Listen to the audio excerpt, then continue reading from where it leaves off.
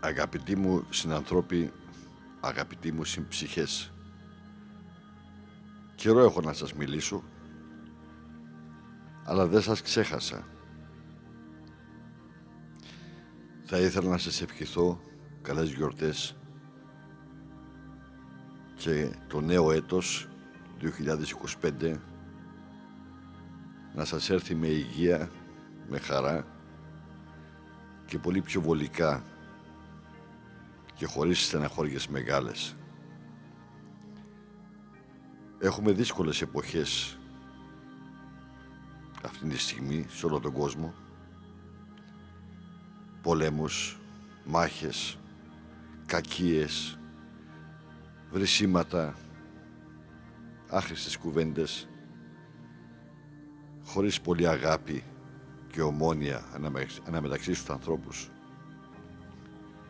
Ένα παραπάνω πρέπει να παλέψουμε,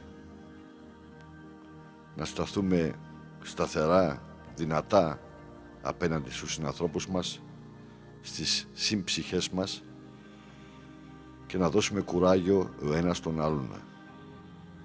Και πάντα πρέπει να δίνουμε κουράγιο ο ένας τον άλλον. Οι δύσκολες καταστάσεις στον κόσμο, οι πολέμοι που τρώγονται, που σφάζουν και ρημάζουν, τα αντιμετωπίζουμε με πολύ πόνο και δεν μπορούμε να τα καταπιούμε έτσι εύκολα αυτά που γίνονται. Χριστούγεννα περιμένουμε. Πολλές οικογένειες δυστυχώς θα κάνουν Χριστούγεννα με μεγάλα ελλείμματα από δικούς τους ανθρώπους που τους σκοτώσανε ή σκοτωθήκανε στους δρόμους ή από ξένα χέρια, από άθεους ανθρώπους που έχουν μόνο κακία μέσα τους και δεν ξέρουν τι θα πει αγάπη και ζωή και δεν μπορούν να διακρίνουν, να ξεχωρίσουν ότι η κάθε πίστη είναι για τον εαυτό του καθενός.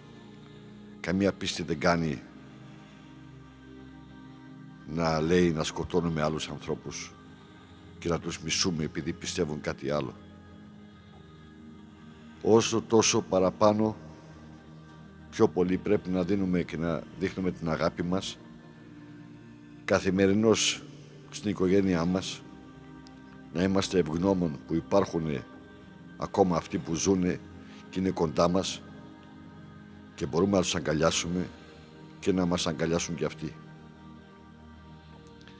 Πρέπει να έχουμε υγεία όσο γίνεται ο καθένας.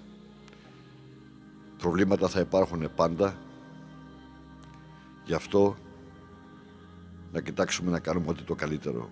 Μείνετε στην αγάπη. Η αγάπη είναι η πιο θετική ενέργεια και η πιο δυνατή ενέργεια που έχουμε μέσα μας. Και μεταδώστε αυτή την αγάπη σε όσους μπορείτε παραπάνω. Γιατί αυτό θα μας μείνει, η αγάπη.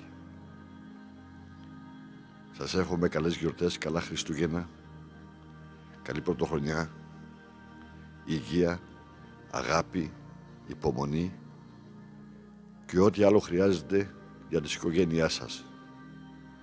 Κρατήστε σταθερά, σας στέλνω πολύ φως, αγάπη και θετική ενέργεια.